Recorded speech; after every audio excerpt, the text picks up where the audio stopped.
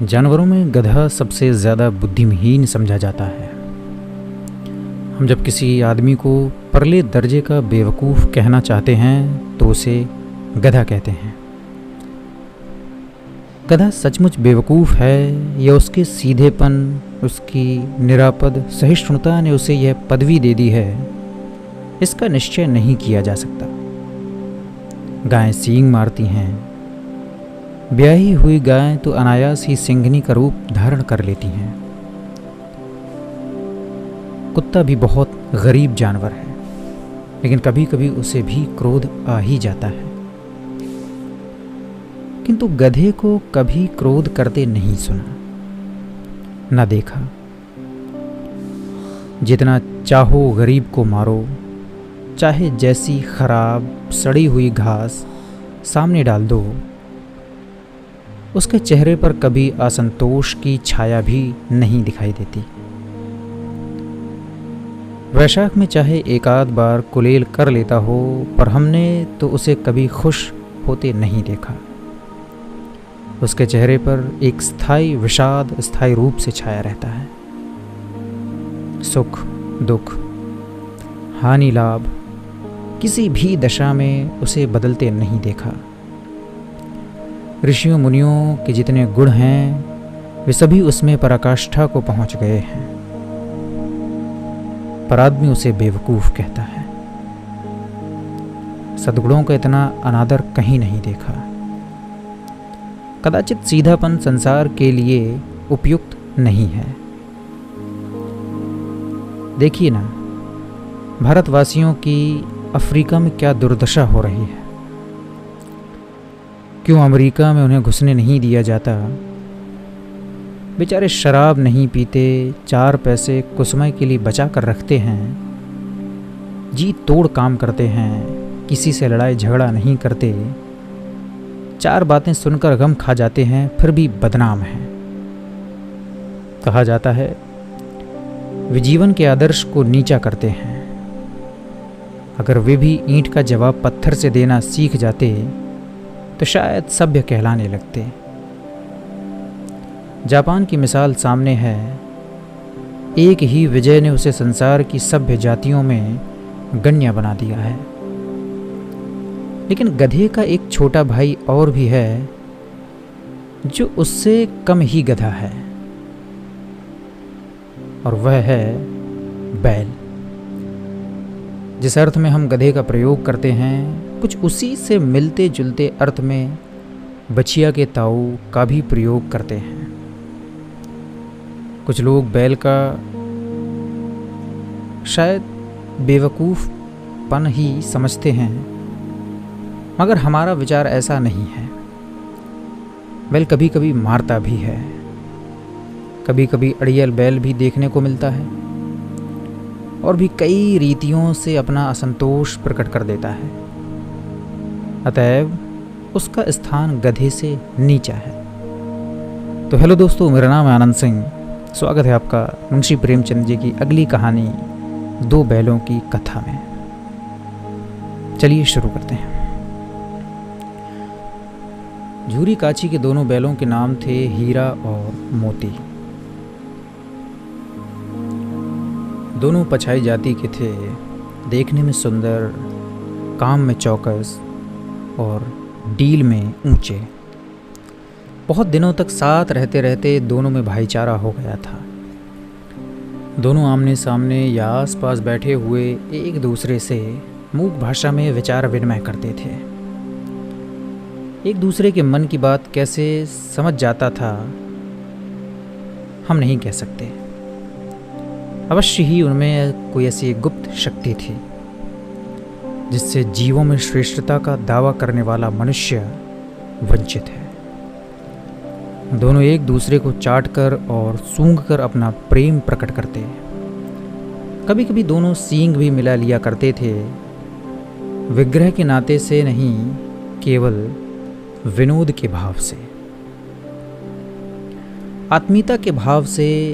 जैसे दोस्तों में घनिष्ठता होती है और धौल धप्पा या कुछ हाथापाई होने लगती है, कुछ उस तरह से। इसके बिना दोस्ती कुछ फुसफुसी, कुछ हल्की सी रहती है, जिस पर ज़्यादा विश्वास नहीं किया जा सकता। जिस वक्त ये दोनों बैल हल या गाड़ी में जोत दिए जाते और गर्दन हिला हिला कर चलते, उस वक्त हर एक की यही चेष्टा होती थी कि ज़्यादा से ज़्यादा बोझ मेरी ही गर्दन पर रहे। दिन भर के बाद दोपहर या संध्या को दोनों खुलते तो एक दूसरे को चाट चूट कर अपनी थकान मिटा लिया करते थे। नांद में खली भूसा पड़ जाने के बाद दोनों साथ उठते, साथ नांद में मुंह डालते और साथ ही बैठते थे। यदि एक मुंह हटा लेता था तो दूसरा भी हटा लेता था। संयोग की बात, झूरी ने एक बार गोई को ससुराल भेज दिया।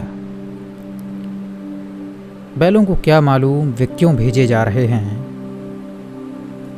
समझे मालिक ने हमें बेच दिया।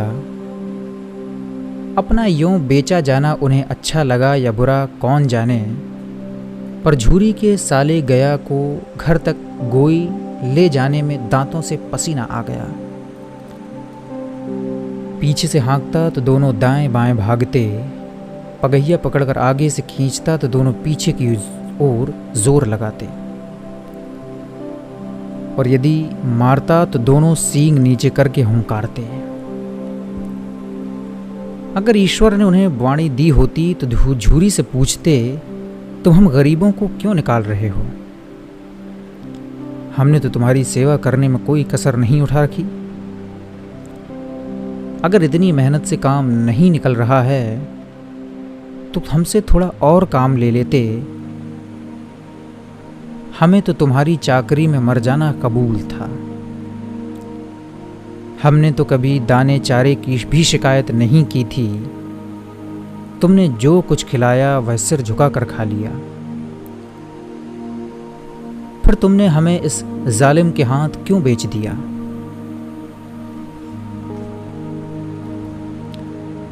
संध्या समय दोनों बैल अपने नए स्थान पर पहुंचे। दिन भर के भूखे थे, लेकिन जब नांद में लगाए गए तो एक ने भी उसमें मुंह न डाला। दिल भारी हो रहा था। जिसे उन्होंने अपना घर समझ रखा था वह आज उनसे छूट गया था। यह नया घर, नया गांव, नए आदमी उन्हें बेगाने से लगते थे। दोनों ने अपनी मूक भाषा में सलाह की, एक दूसरे को कनखियों से देखा और लेट गए। जब गांव में सोता पड़ गया तो दोनों ने जोर मारकर पगहे तुड़ा डाले और घर की तरफ चले। पगहे बहुत मजबूत थे, अनुमान ना हो सकता था कि कोई बैल उन्हें तोड़ सकेगा। पर इन दोनों में इस समय दूनी शक्ति आ गई थी। एक एक झटके में रस्सियां टूट गईं। झूरी प्रातःकाल सोकर उठा तो देखा कि दोनों बैल चरनी पर खड़े हैं। दोनों की गर्दनों में आधा आधा गरांव लटक रहा था। घुटने तक पांव कीचड़ से भरे हैं और दोनों की आंखों में विद्रोहमय स्नेह झलक रहा है। झूरी बैलों को देखकर स्नेह से गदगद हो गया। दौड़कर उन्हें गले लगा लिया। प्रेमालिंगन और चुंबन का वह दृश्य बड़ा ही मनोहर था। घर और गांव के लड़के जमा हो गए और तालियां बजा बजाकर उनका स्वागत करने लगे। गांव के इतिहास में यह घटना अभूतपूर्व न होने पर भी महत्वपूर्ण थी। बाल सभा ने निश्चय किया, दोनों पशु वीरों को अभिनंदन पत्र देना चाहिए। कोई अपने घर से रोटियां लाया, कोई गुड़, कोई चोकर तो कोई भूसी। एक बालक ने कहा, ऐसे बैल किसी के पास ना होंगे। तो दूसरे ने समर्थन किया, इतनी दूर से दोनों अकेले चले आए। तीसरा बोला, बैल नहीं हैं, वे उस जन्म के आदमी हैं। इसका प्रतिवाद करने का किसी को साहस ना हुआ। झूरी की स्त्री ने बैलों को द्वार पर देखा तो जल उठी। बोली, कैसे नमक हराम बैल हैं, कि एक दिन वहां काम ना किया और भाग खड़े हुए। झूरी अपने बैलों पर यह आक्षेप ना सुन सका, नमक हराम क्यों है? चारा दाना ना दिया होगा तो क्या करते? स्त्री ने रौब के साथ कहा, बस तुम ही तो बैलों को खिलाना जानते हो, और तो सभी पानी पिला पिला कर रखते हैं। झूरी ने चिढ़ाया, चारा मिलता तो क्यों भागते? स्त्री चिढ़ी, भागे इसलिए कि वे लोग तुम जैसे बुद्धुओं की तरह बैलों को सहलाते नहीं, खिलाते हैं तो रगड़कर जोतते भी हैं। ये दोनों ठहरे कमजोर, दिखावा करने वाले कामचोर वहां से भाग निकले। अब देखूं कहां से खली और चोकर मिलता है, सूखे भूसे के सिवा कुछ न दूंगी, खाएं और चाहे मरें। वही हुआ, मजूर को कड़ी ताकीद कर दी गई कि बैलों को खाली सूखा भूसा दिया जाए। बैलों ने नांद में मुंह डाला तो फीका फीका, ना कोई चिकनाहट ना कोई रस, क्या खाएं। आशा भरी आंखों से द्वार की ओर ताकने लगे। झूरी ने मजूर से कहा, थोड़ी सी खली क्यों नहीं डाल देता वे? मालकिन मुझे मार ही डालेंगी। अरे चुरा कर डाला ना दादा, पीछे से तुम भी उन्हीं की सी कहोगे और मेरी तो शामत आ जाएगी।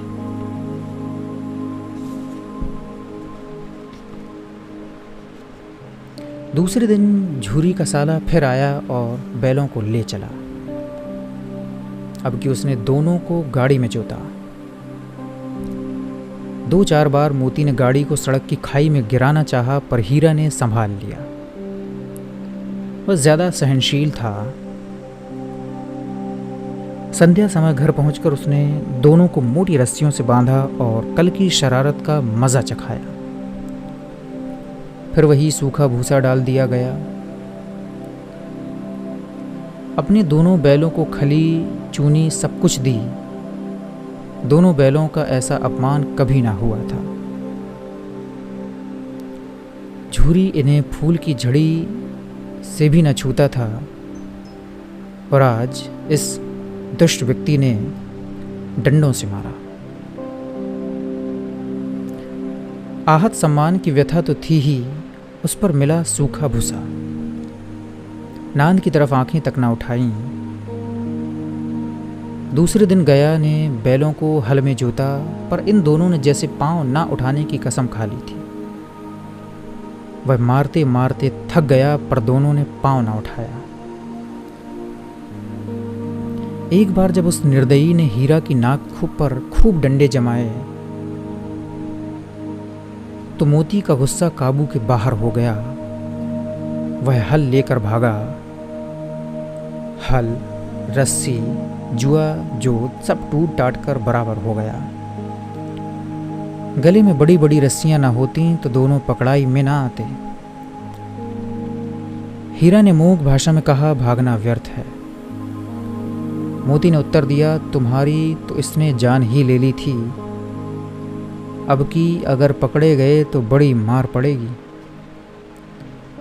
पढ़ने दो, बैल का जन्म लिया है तो मार से कहाँ तक बचेंगे। गया 2 आदमियों के साथ दौड़ा आ रहा है, दोनों के हाथों में लाठियां हैं। मोती बोला, कहो तो दिखा दूं कुछ मज़ा मैं भी। लाठी लेकर आ रहा है। हीरा ने समझाया, नहीं भाई खड़े हो जाओ, मुझे मारेगा तो मैं भी 1-2 को गिरा दूंगा।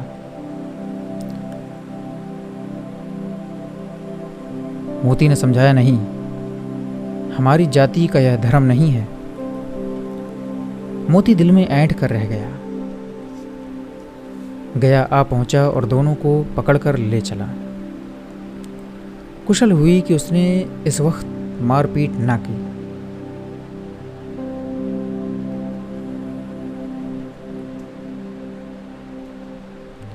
नहीं तो मोती भी पलट पड़ता। उसके तेवर देखकर गया और उसके सहायक समझ गए कि इस वक्त टाल जाना ही मसलहत है।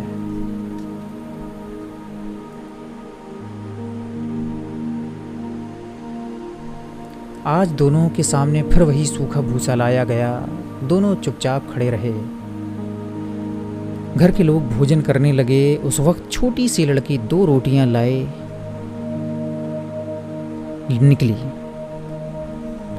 और दोनों के मुंह में देकर चली गई। उस एक रोटी से इनकी भूख तो क्या शांत होती, पर दोनों के हृदय को मानो भोजन मिल गया। यहाँ भी किसी सज्जन का वास है, उन्हें यह एहसास हुआ। लड़की भैरों की थी और उसकी माँ मर चुकी थी। सौतेली माँ उसे मारती रहती थी, इसलिए इन बैलों से उसे एक प्रकार की आत्मीयता हो गई थी। दोनों दिन भर जोते जाते, डंडे खाते, अड़ते, शाम को थान पर बांध दिए जाते और रात को वही बालिका उन्हें 2 रोटियां खिला जाती।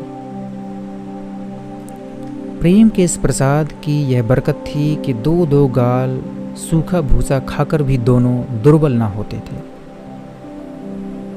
मगर दोनों की आंखों में रोम रोम में विद्रोह भरा हुआ था।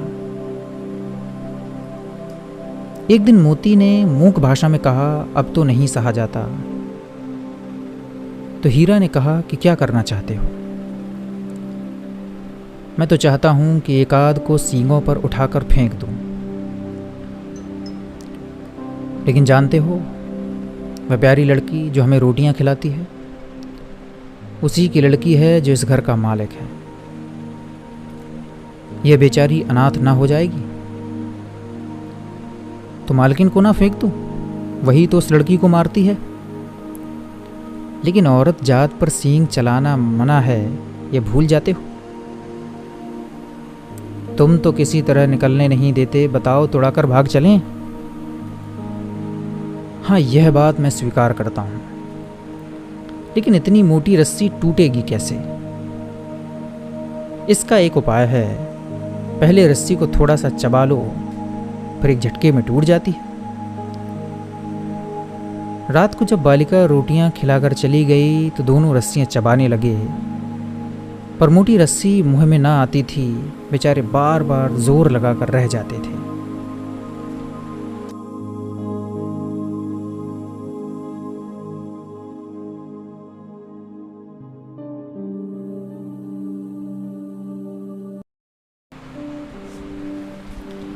सहसा घर का द्वार खुला और वही लड़की निकली। दोनों सिर झुकाकर उसका हाथ चाटने लगे।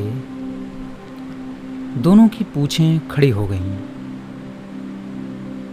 उसने उनके माथे सहलाए और बोली, खोले देती हूं, चुपके से भाग जाओ, नहीं तो यहां लोग तुम्हें मार डालेंगे। आज घर में सलाह हो रही है कि इनकी नाकों में नाथ डाल दी जाए। लड़की ने गराव खोल दिया, पर दोनों चुपचाप खड़े रहे। मोती ने अपनी भाषा में पूछा, अब चलते क्यों नहीं? हीरा ने कहा, चलें तो, लेकिन कल इस अनाथ पर आफत आ जाएगी। सब इसी पर संदेह करेंगे।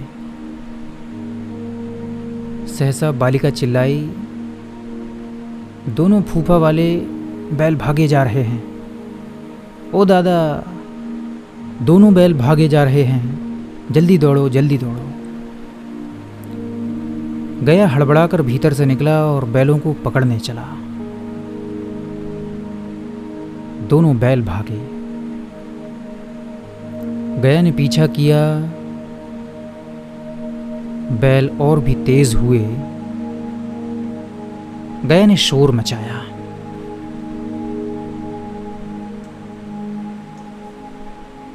फिर गांव के कुछ लोग उसके साथ हो लिए।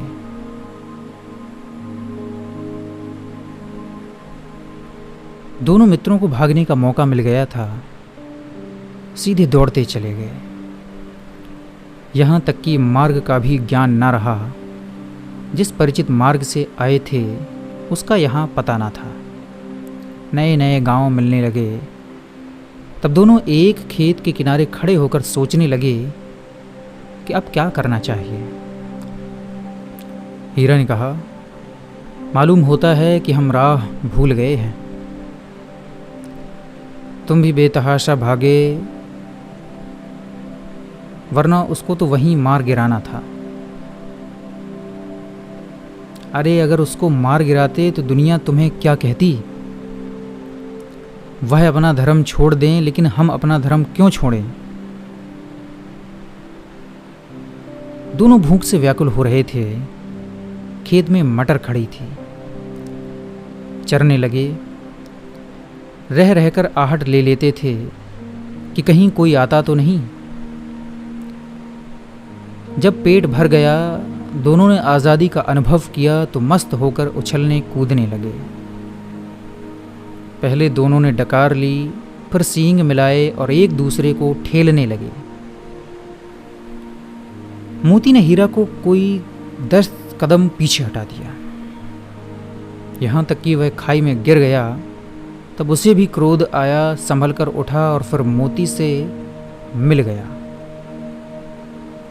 मोती ने देखा खेल में झगड़ा हुआ जाता है तो वह किनारे हट गया।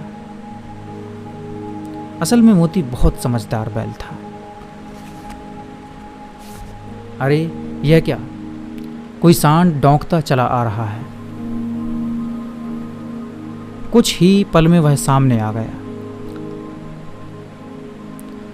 दोनों मित्रों की सिट्टी पिट्टी गुल हो गई, क्योंकि वह सांड पूरा हाथी जैसा था। उससे भिड़ना जान से हाथ धोना है, लेकिन ना भिड़ने पर भी जान बचती नहीं नजर आती। इन्हीं की तरफ भी आ रहा है। कितनी भयंकर सूरत है इस सांड की।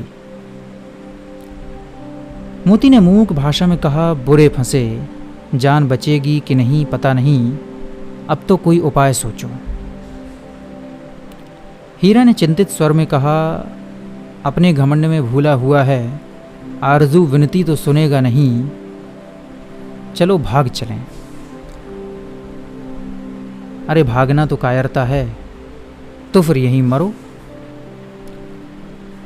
बंदा तो 9-2-11 होता है, और जो दौड़ाए तो फिर कोई उपाय सोचो जल्दी से। उपाय यही है कि उस पर दोनों जने एक साथ चोट करें। मैं आगे से रगेदता हूं, तुम पीछे से रगेदो। दोहरी मार पड़ेगी तो भाग खड़ा होगा। मेरी ओर झपटे, तुम बगल से उसके पेट में सींग घुसेड़ देना, और अगर तुम्हारी तरफ झपटे तो मैं उसके पेट में सींग घुसेड़ दूंगा।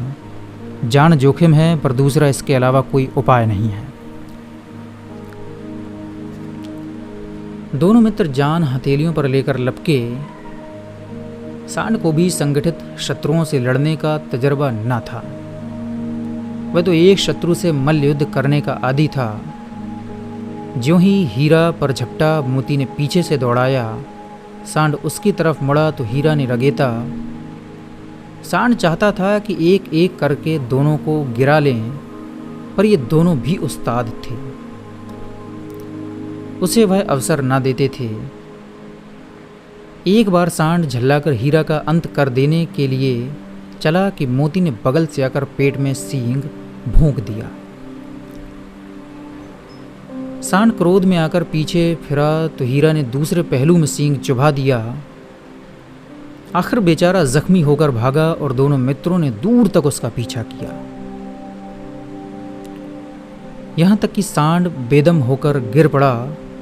तब दोनों ने उसे छोड़ दिया।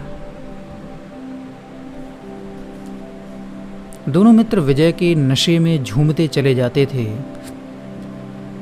मोती ने अपनी सांकेतिक भाषा में कहा, मेरा जी तो चाहता है कि बच्चा को मार ही डालूं।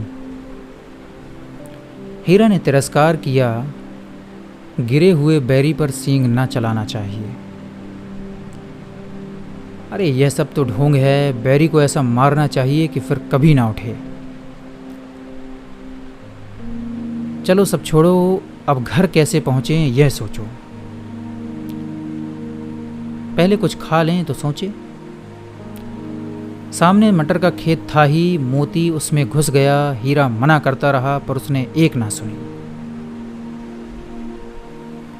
अभी 2 ही 4 ग्रास खाए थे कि 2 आदमी लाठियां लिए दौड़ पड़े और दोनों मित्रों को घेर लिया। हीरा तो मेड़ पर था, निकल गया। मोती सींचे हुए खेत में था, उसके खुर कीचड़ में धंसने लगे। न भाग सका और वह पकड़ गया। हीरा ने देखा संगी संकट में है तो लौट पड़ा, फंसेंगे तो दोनों फंसेंगे। रखवालों ने उसे भी पकड़ लिया। प्रातःकाल दोनों मित्र कांजी हाउस में बंद कर दिए गए। दोनों मित्रों को जीवन में पहली बार ऐसा सबक पड़ा कि सारा दिन बीत गया और खाने को एक तिनका भी ना मिला। समझ भी में ना आता था यह कैसा स्वामी है। इससे तो गया फिर भी बहुत अच्छा था। यहाँ कई भैंसें थीं, कई बकरियाँ, कई घोड़े, कई गधे, पर किसी के सामने चारा ना था। सब जमीन पर मुर्दों की तरह पड़े थे। कई तो इतने कमज़ोर हो गए थे कि खड़े भी नहीं हो सकते थे। सारा दिन दोनों मित्र फाटक की ओर टकटकी लगाए ताकते रहे, पर कोई चारा लेकर ना आता दिखाई दिया। तब दोनों ने दीवार की नमकीन मिट्टी चाटनी शुरू की, पर इससे भला क्या तृप्ति होगी। रात को भी जब कुछ भोजन ना मिला तो हीरा के दिल में विद्रोह की ज्वाला दहक उठी। मोती से बोला, अब तो नहीं रहा जाता मोती। मोती ने सिर लटकाए हुए जवाब दिया, मुझे तो मालूम होता है प्राण अब निकलने वाले हैं। हीरा ने कहा, इतनी जल्दी हिम्मत मत हारो भाई,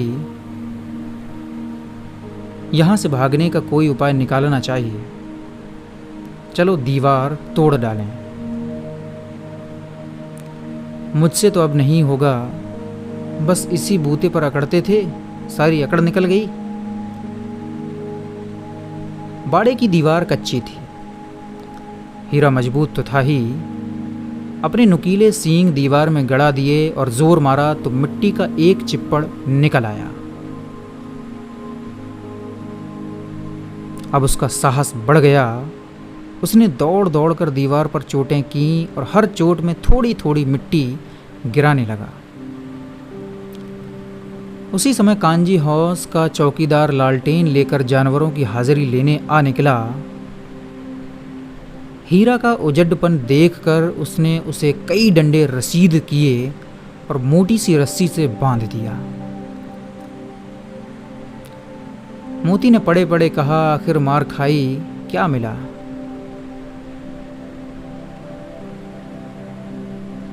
अरे क्या मिला? अपने बूते भर जोर तो मार दिया। ऐसा जोर मारना किस काम का कि और बंधन में पड़ गए।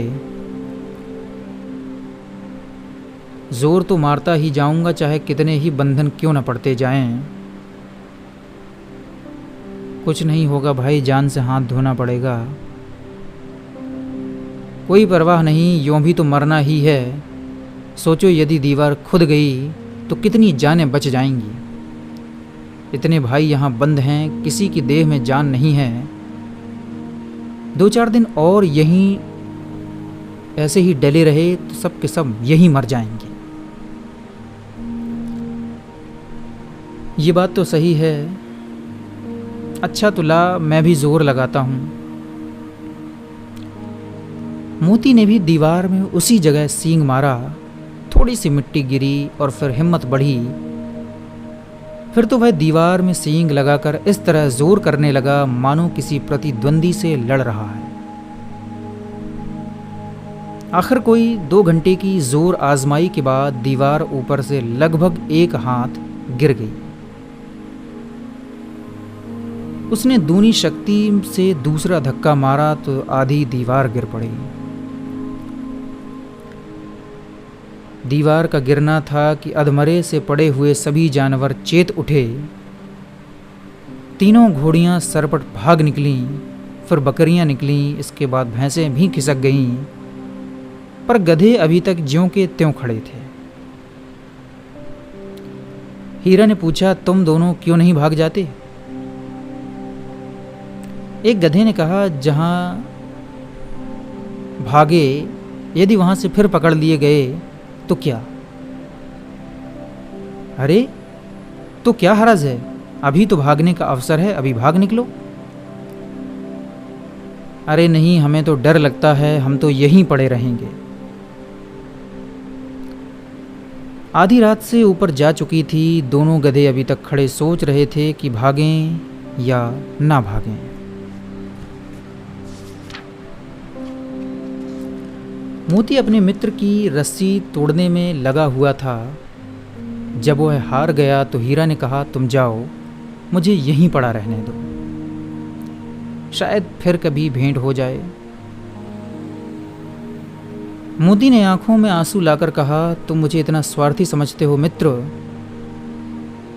हम और तुम इतने दिनों एक साथ रहे और आज तुम विपत्ति में पड़ गए तो मैं तुम्हें छोड़कर अलग हो जाऊं?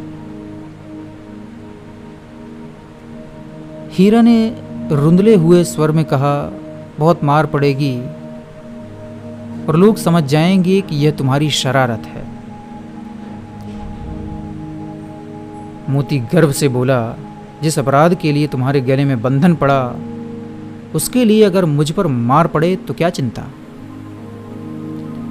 इतना तो हो ही गया कि 9-10 प्राणियों की जान बच गई, वे सब तो आशीर्वाद देंगे। यह कहते हुए मोती ने दोनों गधों को सींग से मार मार कर बाड़े के बाहर निकाला और तब अपने बंधु के पास आकर सो गया।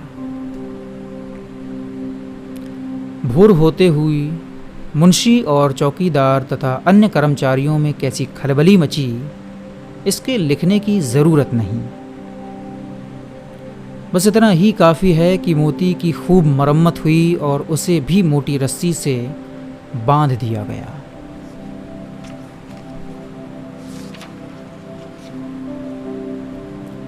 एक सप्ताह तक दोनों मित्र वहां बंधे पड़े रहे। किसी ने चारे का एक तृण भी ना डाला। हाँ, एक बार पानी दिखा दिया जाता था, यही उनका आधार था। दोनों इतने दुर्बल हो गए थे कि उठा तक ना जाता था, हड्डियां दिखने लगी थीं। एक दिन बाड़े के सामने डुग्गी बजने लगी और दोपहर होते होते वहां 50-60 आदमी जमा हो गए। तब दोनों मित्र निकाले गए और उनकी देखभाल होने लगी। लोग आ आकर उनकी सूरत देखते और मन फीका करके चले जाते। ऐसे मृतक बैलों को कौन खरीदता होगा। सहसा एक दड़ियल आदमी जिसकी आंखें लाल थीं और मुद्रा अत्यंत कठोर आया और दोनों मित्रों के कूल्हों में उंगली गोद कर मुंशी जी से बातें करने लगा। उसका चेहरा देखकर अंतर्ज्ञान से दोनों मित्रों के दिल कांप उठे। वह कौन है और उन्हें क्यों टटोल रहा है, इस विषय में उन्हें कोई संदेह न हुआ। दोनों ने एक दूसरे को भीत नेत्रों से देखा और सिर झुका लिया। हीरा ने कहा कि गया के घर से नाहक भागे, अब तो जान ना बचेगी। मोती ने अश्रद्धा के भाव से उत्तर दिया, कहते हैं भगवान सबके ऊपर दया करते हैं, उन्हें हमारे ऊपर क्यों दया नहीं आती। भगवान के लिए हमारा मरना जीना दोनों बराबर है। चलो अच्छा ही है, कुछ दिन उसके पास तो रहेंगे। एक बार भगवान ने उस लड़की के रूप में हमें बचाया था, क्या अब ना बचाएंगे। यह आदमी छुरी चलाएगा, मैं कह देता हूँ देख लेना। तो क्या चिंता है। मांस, खाल, सींग, हड्डी सब किसी न किसी काम आएंगे। नीलाम हो जाने के बाद दोनों मित्र उस दड़ियल के साथ चले। दोनों की बोटी बोटी कांप रही थी। बेचारे पांव तक ना उठा सकते थे, पर भर के भय के मारे गिरते पड़ते भागे चले जाते थे, क्योंकि वह जरा भी चाल धीमी हो जाने पर जोर से डंडा जमा देता था। राह में गाय बैलों का एक रेवड़ हरे हरे हार में चरता नजर आया। सभी जानवर प्रसन्न थे, चिकने चपल। कोई उछलता था, कोई आनंद से बैठा पागुर करता था। कितना सुखी जीवन था इनका, पर कितने स्वार्थी हैं सब। किसी को चिंता नहीं कि उनके दो भाई बाधिक के हाथ पड़े कैसे दुखी हैं। सहसा दोनों को ऐसा मालूम हुआ कि यह परिचित रास्ता है। हाँ, इसी रास्ते से गया उन्हें ले गया था। वही खेत, वही बाग, वही गांव मिलने लगे। प्रतिक्षण उनकी चाल तेज होने लगी। सारी थकान, सारी दुर्बलता गायब हो गई। आह, ये लो, अपना ही हार आ गया। इसी कुएं पर हम पुर चलाने आया करते थे, यही कुआं है। मोती ने कहा कि हमारा घर करीब है। हीरा बोला, भगवान की दया है, मैं तो अब घर भागता हूं। मोती ने कहा, क्या यह जाने देगा? अरे इसे मैं मार गिराता हूं। नहीं नहीं, दौड़कर थान पर चलो, वहां से हम आगे ना जाएंगे।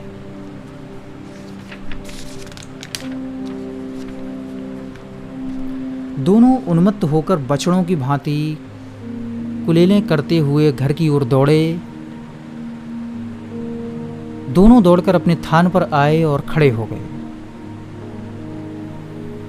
दड़ियल भी पीछे पीछे दौड़ा चला आता था। झूरी द्वार पर बैठा धूप खा रहा था।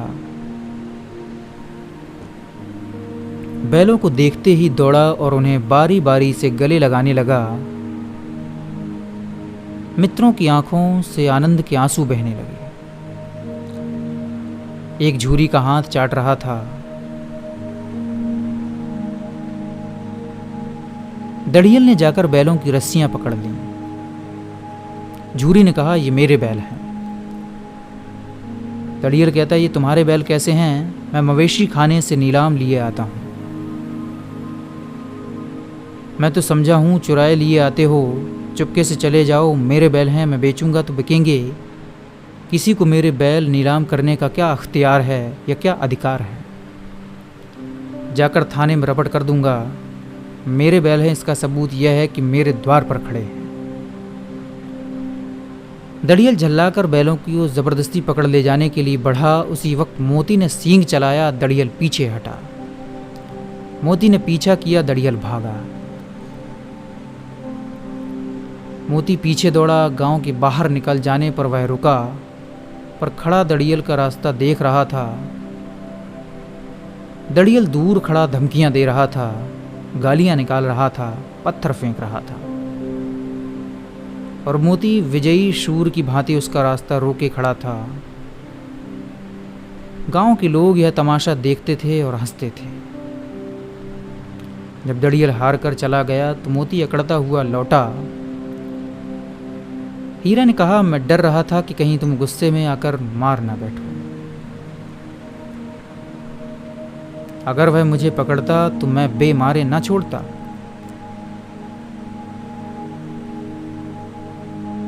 अब ना आएगा, और यदि आएगा तो दूर से ही खबर लूंगा, देखूं कैसे ले जाता है। जो वह गोली मरवा दे तो मर जाऊंगा, पर उसके काम तो ना आऊंगा। हमारी जान को कोई जान ही नहीं समझता, इसीलिए कि हम इतने सीधे हैं।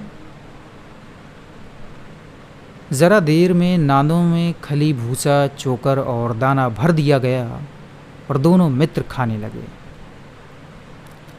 झूरी खड़ा दोनों को सहला रहा था और 20 लड़के तमाशा देख रहे थे। सारे गांव में उछाल सा मालूम होता था।